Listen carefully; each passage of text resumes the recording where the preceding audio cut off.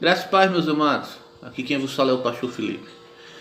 Vamos meditar hoje no texto de Gênesis, capítulo 4, versículos 6 e 7, que diz assim: Então lhe disse o Senhor: Por que andas irado? E por que descaiu o teu semblante? Se procederes bem, não é certo que serás aceito? Se todavia procederes mal, eis que o pecado jaz à porta, o seu desejo será contra ti, mas a ti cumpre dominar. Esse versículo está diante do relato do primeiro homicídio, o qual Caim tira a vida de Abel, porque caiu o seu semblante, ou se irou, ou sentiu inveja por Deus não ter recebido a sua oferta e ter recebido a do seu irmão. Mas é interessante percebermos que a rejeição da oferta de Caim diante do Senhor foi porque aquilo não estava no seu coração. Caim não entregara seu coração ao Senhor, apenas sua oferta. Isso nos mostra que aquilo que fazemos diante do Senhor deve ser feito de todo o nosso coração, pois só assim Deus receberá. Nós também vemos que existe uma luta constante contra o pecado. O versículo 7 no final diz: Eis que o pecado jaz à porta. O seu desejo será contra ti, mas cabe a ti dominar. Nós temos uma luta diária contra o pecado, o qual está batendo nossas portas para que nós possamos deixá-lo entrar e assim ele fazer o que bem quiser.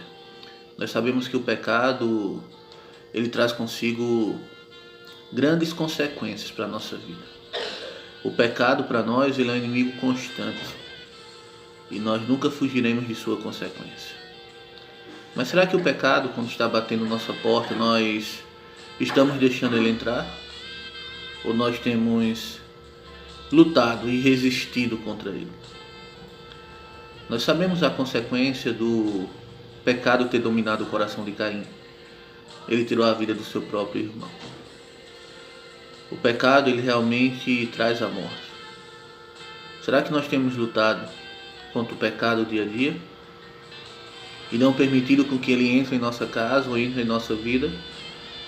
Ou nós temos nos entregue ao pecado constantemente? Às vezes falamos, não temos força para vencer isso. Realmente não temos. Mas quando confiamos no Senhor, a força do Senhor nos fortalece. O que o Senhor nos concede para vencermos o pecado.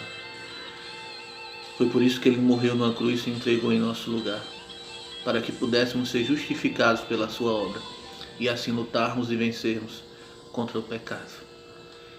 Não deixe o pecado dominar. Não deixe o pecado entrar na sua casa, entrar na sua vida. Nós sabemos quais são as consequências do pecado, mas nós também sabemos quais são as consequências daqueles que vivem diante do Senhor com um coração reto e puro. Lute, mas não lute achando que o pecado é um inimigo qualquer. Lute achando e imaginando que o pecado é o seu maior inimigo, e se ele assim lhe vencer, destruirá a sua vida. O salário do pecado é a morte. Não seja vencido por ele, não seja guiado por ele.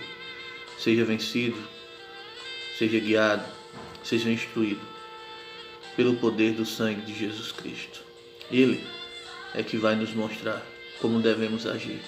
Como a própria palavra diz, cabe a ti dominá-lo.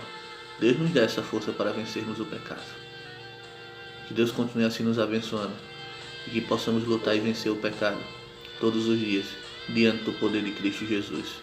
Fiquem todos na paz do Senhor.